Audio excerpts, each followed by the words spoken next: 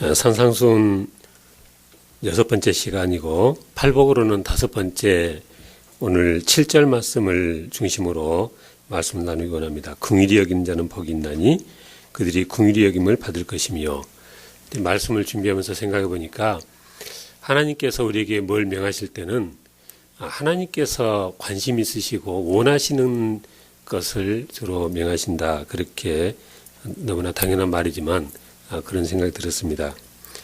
그러니까 우리 사람들도 자기가 관심 있는 것을 자꾸 말을 하게 돼 있죠. 그죠? 그 운동도 축구를 좋아하면은 축구 얘기하고, 요즘 야구가 계속되고 있는데 그 야구 좋아하는 사람은 입만 열면은 야구에 대한 얘기하고, 근데 하나님께서 늘 말씀하신 거 보면은 사랑의 삶을 살아라, 이렇게 또 긍휼에 대해서 말씀하시고, 근데 하나님께서 그렇게 전혀 그런 성향이 없으신데 그냥 그런 말씀을 하시는 것은 전혀 없다고 생각합니다. 그래서 우리가 하나님께서 명하신 모든 것들은 그 원형은 하나님께 있으신 거죠. 우리가 구약성경도 보니까 출애굽기 34장에 그랬습니다. 여호와께서 그의 앞으로 지나시며 선포하시되 여호와라 여호와라, 자비롭고 은혜롭고 노하기를 더디하고 인자와 진실이 많은 하나님이라. 인자를 천대까지 베풀며 악과 과실과 죄를 용서하리라. 그러니까 하나님께서 당신 스스로를 설명하시기를 나는 자비롭고 은혜롭고 노하기를 더디하고 인자와 진실이 많은 하나님이다, 그러셨습니다. 그래서 성경 읽어보면 부정할 수 없죠. 하나님께서 정말 그렇게 자비가 많으시고 은혜로우신 분이십니다. 그래서 시편 기자가 시편 103편에 그렇게 노래했습니다.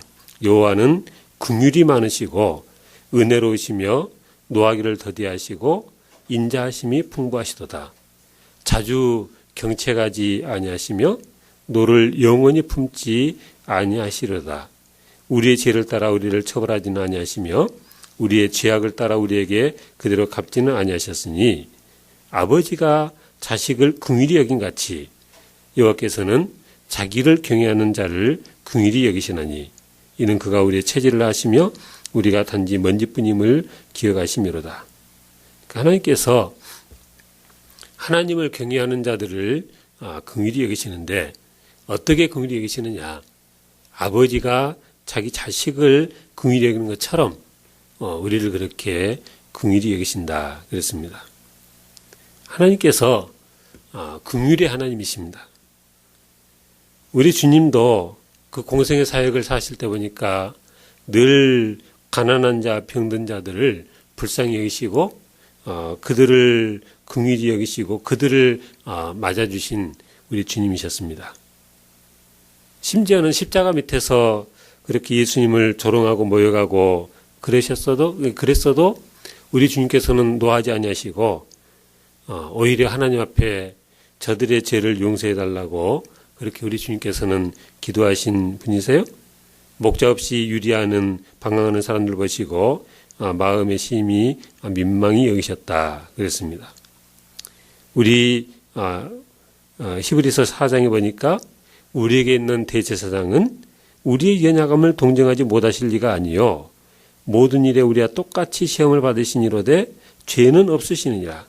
그러므로 우리는 긍휼하심을 받고 때를 따라 돕는 은혜를 얻기 위하여 은혜의 보좌 앞에 담대히 나아갈 것이니라.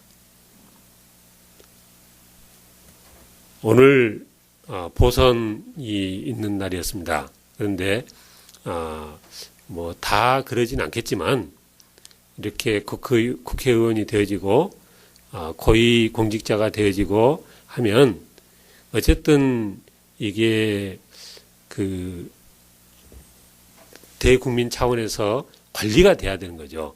그래서 대통령들과 이 고위공직자들이 서민 행보도 하고 그렇습니다. 서민과 마치 한 친구가 되어지는 듯이 그렇게 합니다. 근데 이전에 벌써 오래된 얘기지만은 어느 해인가 대선 때 어느 대통령 후보가 그 TV에서 서로 토론을 하는데 옥탑방 얘기가 나왔었잖아요. 그러면 다 알죠, 누구신지. 근데 옥탑방이 뭔지를 몰랐어요, 그 후보가. 그래서 야, 정말 한국에 살면서 옥탑방이라는 말 자체를 모르는 인생도 있구나. 저도 그때 보면서 그런 생각을 했습니다. 그러니까 무슨 얘기냐면 많은 이 국회의원들이, 많은 고위공직자들이 자기 그 자리를 유지하기 위해서 여러 가지 목적 때문에 이게 관리를 하는 거죠. 그래서 서민적인 그런 모습을 자꾸 이렇게 보이려고 애를 쓰고 그러는데 실은 정작 그들의 삶은 전혀 그것과는 이 거리가 먼 그런 사람들도 많이 있다는 거죠. 그러니까 우리 국민들이 타는 지하철 요금이 얼마인지도 모르고 지하철은 아예 타보지를 못해서 탈 줄도 모르는 그런 사람도 있고 그렇습니다. 네, 우리 하나님은 마인드가 그렇지 않으시다는 거죠. 세세하게 그 병든 자들, 가난한 자들의 모든 형편을 세세히 다 아시고 정말 그들을 향한 하나님의 그 마음이 얼마나 간절한지 모릅니다. 그래서 우리가 신앙생활을 할 때 하나님께서 우리가 어떤 삶을 살면 마음에 이렇게 하나님의 눈에 확 띄고 하나님께서 기뻐하실까? 물론 여러 가지가 있겠습니다. 우리가 정말 큰 믿음을 가지고 정말 용기를 내서 믿음대로 살아가는 거 하나님께서 기뻐하실 일이죠. 근데 여러 많은 일들 중에서 하나님 눈에 확 띄는 일 중에 하나가 저는 가난한 사람들, 어려운 사람들, 불쌍히 여기는 긍휼의 삶을 사는 것이다. 저는 그렇게 알고 있습니다.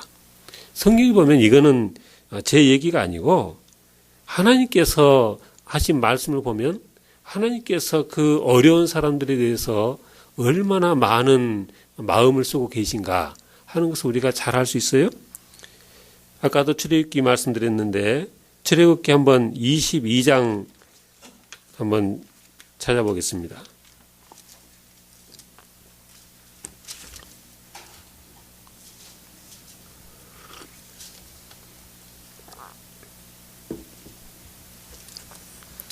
(22장) 21절에서 27절까지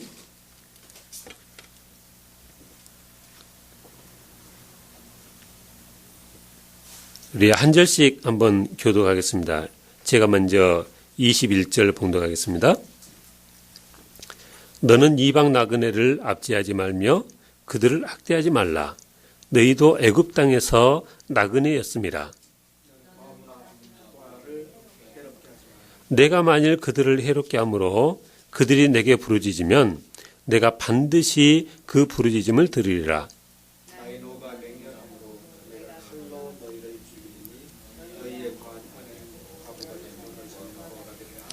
내가 만일 너와 함께한 내 백성 중에서 가난한 자에게 돈을 구워주면 너는 그에게 채권자 같이 하지 말며 이자를 받지 말 것이며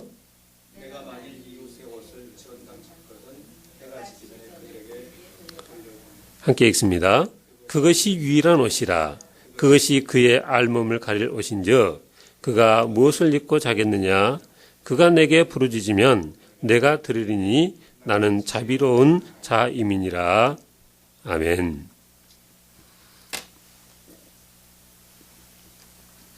이방 나그네를 압제하지도 학대하지도 말라. 너희도 그렇게 애굽 땅에서 나그네였던 때가 있었다. 그리고 고아나 과부를 해롭게 하지 말라. 그들이 억울한 이 마음으로 내게 부르짖으면 내가 반드시 그 부르짖음을 들을 것이고, 여기 24절에 보니까 그들의 그런 부르짖음이 하나님의 귀에 들려지면 하나님의 노가 맹렬하겠다 그랬습니다. 그래서 하나님이 그들의 그 부르짖음을 듣고 그 고아와 과부를 해롭게 한 자들에게 갚으시는데 너희를 죽이리니 너희의 아내는 과부가 되고 너희 자녀는 고아가 되리라. 가난한 자에게 돈을 꿔줘도 채권자같이 하지 말고 이자도 받지 말 것이고 불쌍히 여기는 마음으로 도와주라는 거죠. 그리고 옷을 전당 잡더라도 해가 지기 전에 돌려줘라. 하나님이 그 가난한 사람들의 그 형편을 얼마나 잘 아셨어요. 그 옷 돌려주지 않으면 밤에 잠을 잘 때 뭘 덮고 자겠냐. 심지어는 그렇게까지 하나님께서 그 없는 사람들의 이 형편을 배려하시고 이스라엘 백성들에게 그 고아와 과부 가난한 자들 이방 나그네들 그들에게 선대할 것을 그렇게 명하고 계셨다는 것입니다. 하나님 자신이 그 모든 어려운 자들의 보호자가 돼서 그들을 대변하고 그들을 보호하시겠다 이렇게 말씀하고 계십니다. 우리 신약 성경에도 보면 예수님께서 그 선한 사마리아의 사람 비유를 말씀하셨죠. 그죠? 그래서 쭉 그 제사장도 지나가고 레인도 지나가고 근데 사마리아 사람이 지나가다가 그 강도 만난 이웃을 돌봐줬던 거죠. 그래서 그 말씀을 쭉 다 하신 이후에 너희도 가서 이와 같이 하라 그랬습니다. 그러니까 하나님의 뜻은 우리가 이웃의 강도 만난 자들, 어려움 당한 자들을 긍휼히 여기는 마음이 우리의 삶 가운데 있어야 한다는 것이죠. 바리새인들이 제자들에게 그랬습니다. 어찌하여 너희 선생은 세리와 죄인들과 함께 잡수시냐? 그런데 주님께서 그 말씀을 들으시고 하신 말씀이 뭐였습니까? 마태복음 9장 13절 너희는 가서 내가 긍휼을 원하고 제사를 원하지 아니하노라 하신 뜻이 무엇인지 배우라. 나는 의인을 부르러 온 것이 아니요 죄인을 부르러 왔노라. 우리 주님께서 세리 마태의 집에서 음식을 드실 때 이런 것입니다. 그러니까 우리가 사회생활 하면서 아니 뭐 교회 안에서 성도들 간의 삶 가운데서도 항상 더 없는 사람들, 더 어려운 사람들을 늘 살피고 그들에게 마음이 가는 그런 성품이 되어야 된다는 거죠. 우리가 그렇게 어려운 사람들이 자꾸 마음 쓰이고 그들에게 사랑을 베풀고 그렇게 우리가 살아가면 우리의 그렇게 살아가는 그 모습을 누가 제일 먼저 알아보신다고요? 하나님께서 제일 먼저 알아보시고요. 하나님께서 제일 먼저 기뻐하시고 감동하시고 그게 우리에게 물론 우리가 그렇게 해서 복을 받자 그런 의도에서 그렇게 사는 것은 아니죠. 그렇게 살자는 것은 아닌데 이게 하나님께서 그렇게 하는 것을 너무나 기뻐하시니까 그리고 또 실은 우리 자신도 그렇게 하나님 앞에 긍휼을 입었잖아요. 지옥 갈 그렇게 영적으로 죽었던 자들인데 하나님께서 우리를 사랑하셔서 독생자 예수님 보내주시고 그냥 하나님의 그 긍휼로 우리의 어떤 공로가 아니라 하나님의 긍휼로 우리가 죄사함 받고 하나님의 자녀가 되지고 그렇게 하나님의 긍휼을 입었으니까 그러니까 우리가 하나님의 자녀가 되지고 천국 백성 돼서 이 기쁨을 누리고 살아가면서 늘 우리의 옛적 상황을 늘 잊지 않아야 되겠다는 것입니다. 그래서 늘 우리 주위의 어려운 사람들을 늘 마음에 품고 그들이 내 눈에 들어오고 그런 이 성품이 되어질 때 하나님께서 기뻐하실 모습이 되겠다는 것입니다. 주님께서 우리에게 가르치신 주기도문에도 보니까 우리가 우리에게 죄진 자를 사해 준 것 같이 우리 죄를 사해 주옵시고 우리가 우리에게 죄진 자를 사해 준 것 같이 우리 죄를 사해 주옵시고 그랬어요. 그 주기도문 그 이어지는 말씀을 보니까 너희가 사람의 잘못을 용서하면 너희 하늘 아버지께서도 너희 잘못을 용서하려니와 너희가 사람의 잘못을 용서하지 아니하면 너희 아버지께서도 너희 잘못을 용서하지 아니하시리라.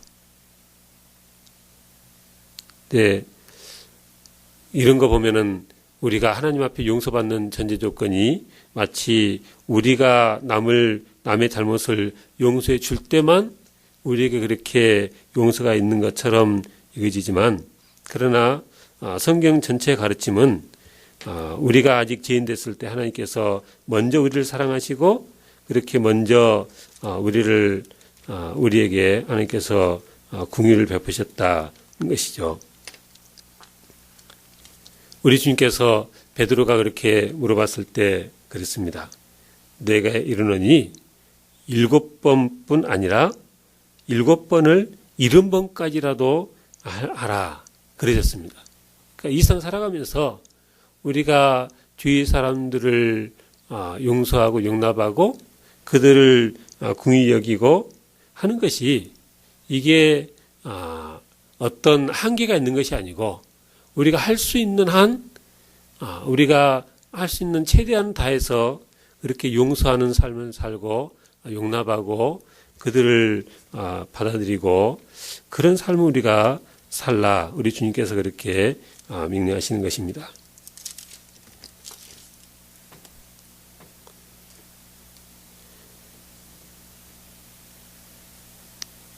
하나님께서 우리를 사랑하신 것이 디도서 3장 4절 5절에 보니까 우리 구주 하나님의 자비와 사람 사랑하심이 나타날 때 우리를 구원하시되 우리가 행한 바 의로운 행위로 말미암지 아니하고 오직 그의 긍휼하심을 따라 중생의 시선과 성령의 새롭게 하심으로 하셨나니 그랬어요. 그러니까 우리의 그 영적인 축복이 우리의 이 하나님의 자녀라는 신분 자체가 하나님의 긍휼하심을 따라서 이런 은혜를 받았고 우리가 이런 이 복을 누리고 있다는 거죠. 그래서 우리가 이 세상 살아가면서 주위의 모든 사람들에게 하나님께 받은 그 은혜를 생각하면서 주위 사람들을 그렇게 하나님께서 내게 베푸신 그 긍휼을 생각하면서 우리도 늘 긍휼을 실천하는 그런 삶을 살아야 된다는 거죠. 주님께서 말씀하신 1만 달란트 100데나리온 비유도 동일한 이치인 것입니다. 그러니까 우리가 살아가면서 사람들에게 여러 가지로 계산상 따지고 그래서 그들을 선대하지 아니하고 긍휼히 여기지 아니하고 그러할 수 있습니다. 그러나 실은 우리가 하나님께 받은 은혜를 생각하면 이 세상 살아가면서 내 가족이 됐든 이웃이 됐든 우리 같은 한 교회 성도끼리든 우리가 용납하지 못할 게 뭐가 있고 우리가 긍휼히 여기지 못할 게 뭐가 있겠냐. 그렇게 우리가 생각할 수 있어야 된다는 거죠. 긍휼히 여기는 삶을 살아갈 때 하나님께서 기뻐하십니다. 그렇게 긍휼히 여기는 자에게 어떤 이 복이 있느냐. 잠언 11장에 보니까 인자한 자는 자기의 영혼을 이롭게 하고 잔인한 자는 자기의 몸을 해롭게 한다 그랬어요. 그러니까 우리가 살아가면서 늘 인자한 마음을 가지고 살아가면 이게 자기의 영혼을 이롭게 하는 것이라 그랬습니다. 늘 불쌍히 여기는 마음을 가지고 긍휼히 여기고 이렇게 용납하고 그렇게 살아가면 그 사람에게도 좋지만 누구에게도 좋은 거라고요? 내 자신의 영혼도 이롭게 하는 것이다. 이 것입니다. 그리고 내가 그렇게 남을 긍휼히 여기면 그 긍휼히 여김이 나중에 내게 다시 돌아온다 그랬어요. 야고보서 2장에 보니까 긍휼을 행하지 아니하는 자에게는 긍휼 없는 심판이 있으리라. 긍휼은 심판을 이기고 자랑하느니라 그랬습니다. 그러니까 우리가 평소에 긍휼을 행하지 아니하면 하나님께서도 너 행한 꼭 그대로 긍휼 없는 심판을 내가 하겠다 그러셨습니다. 그러니까 우리가 하나님 앞에 나중에 어떤 이 판단을 받을까를 생각해서도 왜요? 우리 자신도 부족하잖아요. 우리 자신도 하나님 앞에 부끄러운 것들이 많이 있잖아요. 우리도 하나님 앞에 이미 긍휼을 입었지만 앞으로도 하나님 앞에 긍휼을 많이 입어야 되는 그런 이 위치이기 때문에 하나님 앞에 잘 봐달라는 의미에서라도 우리가 남들을 긍휼히 여길 수 있는 그런 기회만 되어지면 오히려 감사히 생각하고 그렇게 긍휼을 베푸는 삶을 사는 것이 그게 우리에게 유익이다 는 것입니다.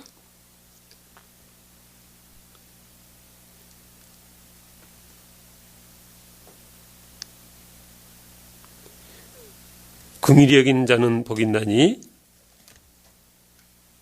그들이 긍휼히 여김을 받을 것이며, 이 말씀이 그 말씀인 거죠. 그죠? 그렇게 긍휼히 여기는 삶을 살아가면 나도 너희가 그렇게 행한 그 기준 그대로 긍휼히 여겨주겠다는 것이죠. 이게 그러니까 우리가 하나님 앞에 어떤 식으로, 그러니까 하나님이 사랑의 하나님이시긴 하지만 어떤 면에서는 또 엄하시려면은 한없이 엄하실 수 있는 하나님이시거든요. 그죠?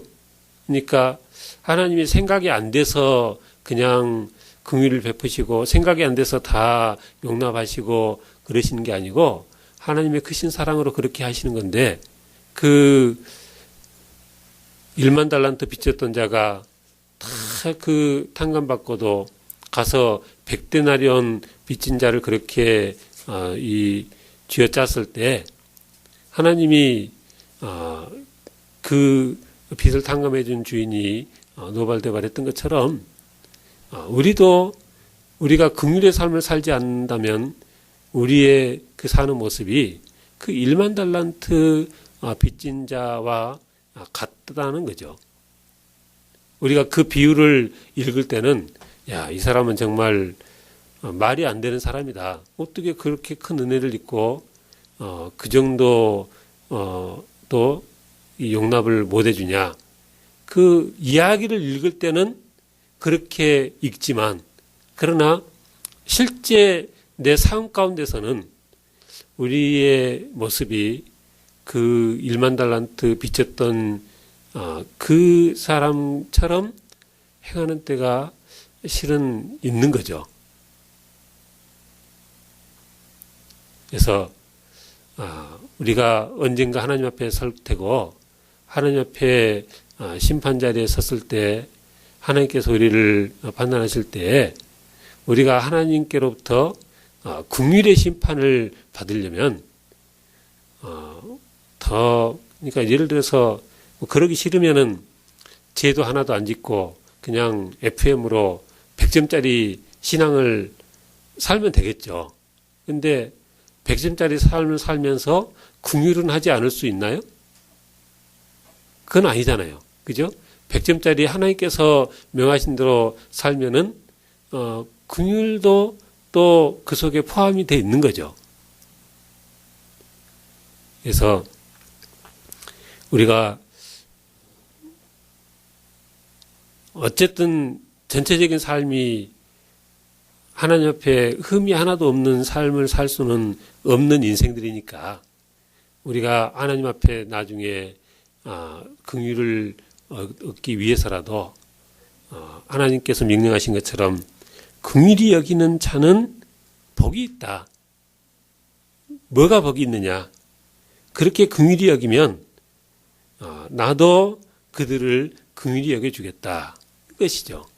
그래서 미리 그 이상 살아가면서도 미리 보험을 들어두듯이 나중에 하나님께서 우리의 그 삶을 보시면서 우리의 그 잘못도 그냥 긍휼히 여기시고 이렇게 넘겨봐 줄 그런 모습이 되도록 우리 삶이 늘 긍휼을 베푸는 그런 삶을 살아야 되겠다는 것입니다.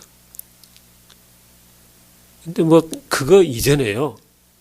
우리가 하나님을 아버지로 모셨으니까 하나님께서 기뻐하시니까 그렇게 사는 것을 기뻐하시니까 우리가 그런 사람이 됐다는 것도 기쁘고 그 어려운 사람들이 그렇게 이 긍휼히 여김을 받고 어려운 환경에서 이렇게 도움을 받는 것도 하나님께서 기쁘신 일이고 그러니까 내가 마음 먹고 긍휼을 베풀면요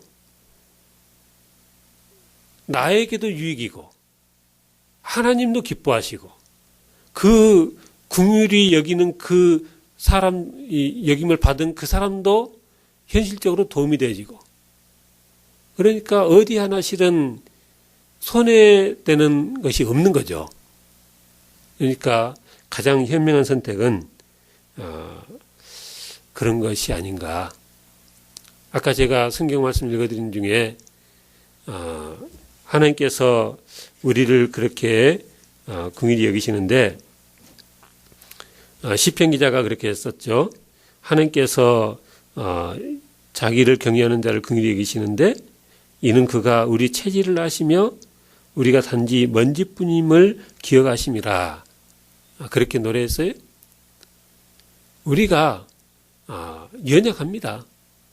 근데 하나님 앞에 기도할 때 하나님 우리가 연약하니 나를 긍휼히 여기옵소서 그렇게 나를 긍휼히 여겨달라고 하나님께 기도는 하면서도 내 주위의 사람들에게는 그렇게 긍휼의 마음으로 대하지 않을 때가 있는 거죠. 근데 내 주위의 그 사람도 이런저런 일로 나를 힘들게 하는 그 사람도 나처럼 연약한 사람이고 그도 나처럼 단지 먼지뿐인 인생이다. 우리가 그렇게 생각할 수 있어야 되겠다는 것입니다. 모든 크리스찬들이 주님의 이 팔복의 교훈 따라서 그렇게 긍휼히 여기는 삶을 살아가면 이 세상이 얼마나 아름다운 세상이 되겠어요. 그래서 우리 성도들의 신앙의 삶의 가장 중심 중의 중심이 이게 긍휼히 여기는 삶입니다. 구약성경 쭉 내내 보면 하나님께서 얼마나 자주 고아와 과부, 가난한 자들, 이방 나그네들 잘 챙기라고 누누이 수차 그렇게 강조하시거든요. 하나님의 마음이 그리 계신 거예요. 가난한 사람들, 어려운 사람들, 그냥 하나님의 마음이 그렇게 쓰여서 그냥 늘 거기에만 눈이 가 있고 그들에게 누가 뭐 좀 어떻게 해주나 그것만 하나님께서 살펴보고 계시는 거죠. 그래서 우리가 하나님의 눈에 띄고 하나님께 큰 이 기쁨이 되어드리고 또 그래서 내게도 복이 되어지고 내가 돕는 긍휼히 여기는 그 사람도 또 도움이 되어지고 이게 그러니까 일석삼조가 되겠네요.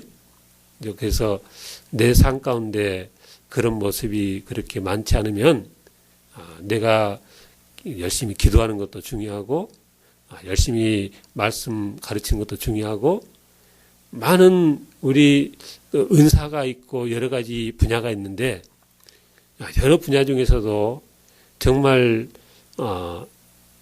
손가락으로 꼽아서 정말 몇 번째 안에 드는 우리가 힘써야 되는 일 중에 하나가 이렇게 긍휼히 여기는 삶을 살아가는 이런 모습이다.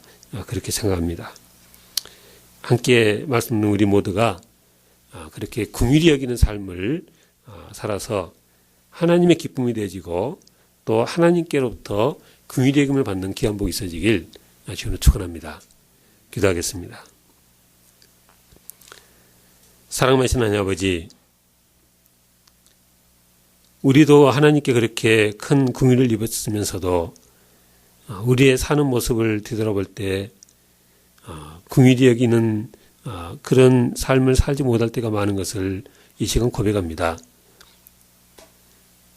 하나님께서 그 어려운 자들을 우리가 긍휼히 여길 때 하나님께서 많이 기뻐하실 것을 우리가 늘 기억하게 하시고, 또 그렇게 긍휼히 여길 때 하나님께서 긍휼히 여기는 우리에게 복 주실 것을 우리가 또 기대하고, 그들을 불쌍히 여기는 마음으로 그렇게 긍휼히 여기는 삶을 살아가는 저희들이 다 되지게 하시길 주여 간절히 바라옵니다.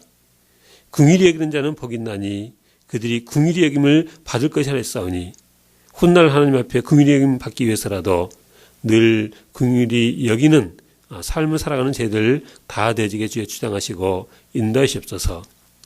우리 주님의 이 팔복의 말씀들이, 산상수훈의 교훈들이 우리의 마음속에 잘 새겨져서 이 말씀이 30배, 60배, 100배의 결실을 거두는 말씀들 다 되지게 주장하시고 인도하옵소서.